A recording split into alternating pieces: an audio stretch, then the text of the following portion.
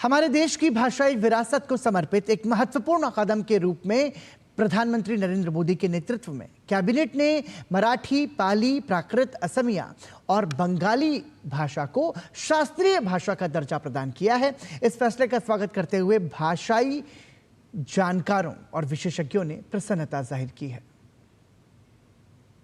शास्त्रीय भाषाएं भारत की गहन और प्राचीन सांस्कृतिक विरासत की संरक्षक के रूप में काम करती हैं, जो प्रत्येक समुदाय की ऐतिहासिक और सांस्कृतिक उपलब्धियों का सार प्रस्तुत करती हैं। इन्हीं भाषाओं के संरक्षण के लिए गुरुवार को प्रधानमंत्री नरेंद्र मोदी की अध्यक्षता में केंद्रीय मंत्रिमंडल ने मराठी, पाली, प्राकृत, असमिया और बंगाली भाषाओं को शास्त्रीय भाषा का दर्जा दिए जाने को स्वीकृति दे दी। इन भाषाओं को शास्त्रीय भाषा का दर्जा देने के लिए महाराष्ट्र, बिहार, असम, पश्चिम बंगाल से भारत सरकार को प्रस्ताव प्राप्त हुए थे।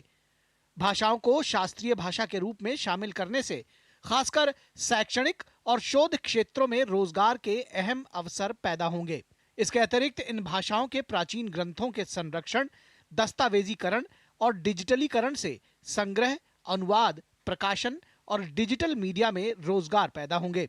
इन भाषाओं से जुड़े लोगों ने सरकार के फैसले का स्वागत किया है। प्राकृत भाषा आज से 2500 वर्ष पूर्व भारत की जनभाषा थी।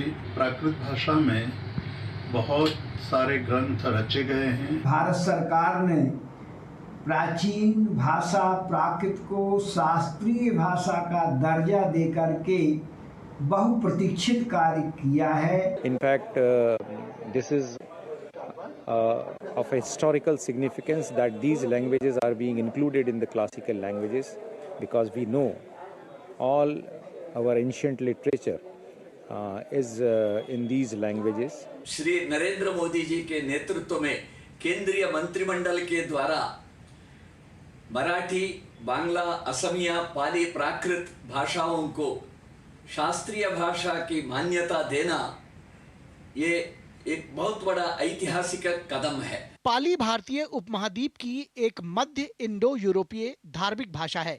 पाली भाषा संस्कृत से उभरने वाली भाषा है। शोध के अनुसार पाली अनेक प्राकृत भाषाओं का मिश्रण है, जिन्हें 3री शताब्दी ईसा पूर्व के आसपास एकीकृत किया गया तथा उनका संस्कृतीकरण किया गया।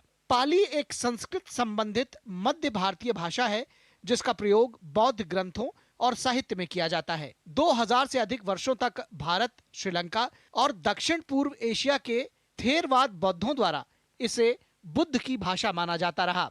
पाली का इस्तेमाल बौद्ध विचारों के प्रचार प्रसार के लिए किया गया। बौद्ध साहित्य का अधिकांश हिस्सा पाली में लिखा गया है। वहीं प्राकृत मध्य भारतीय आर्य भाषाओं का एक समूह है, जो 3री और 7वीं शताब्दी ईसा पूर्व के बीच भारत में बोली जाती थी। प्राकृत मुख्यतः मध्य भारतीय आर्य भाषा युग को संदर्भित करता है, जिसमें पहले के शिलालेखों और बाद की पाली को नजरअंदाज किया जाता है। प्राकृत का इस्तेमाल जैन सिद्धांतों के प्रचार प्रसार के लिए किया गया। जैन साहित्य का हिस्सा प्राकृत में लिखा गया है। पाली और प्राकृत दोनों भाषाओं को जिस तरह से प्रश्रय दिया है, यूं कहा जाए कि जो हमारी एक चाह है कि जो भारतीय ज्ञान परंपरा है वो पूरे विश्व में अपनी पताका फहराए।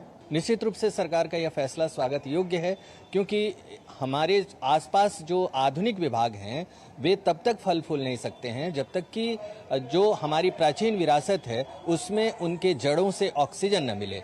हमारे प्राकृत साहित्य पाली में बड़े विशाल साहित्य का संरक्षण संवर्धन करने की दिशा में और भारतीय भाषिक धरोहर के संरक्षण की दिशा में एक महत्वपूर्ण कदम है।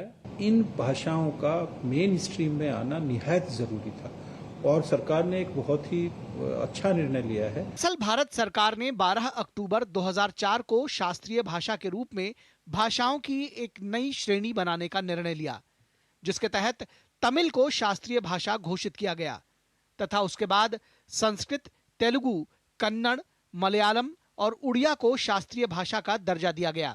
इसके बाद सरकार ने 5 और भाषाओं को शास्त्रीय भाषा का दर्जा दिया है। Bureau report, DD news.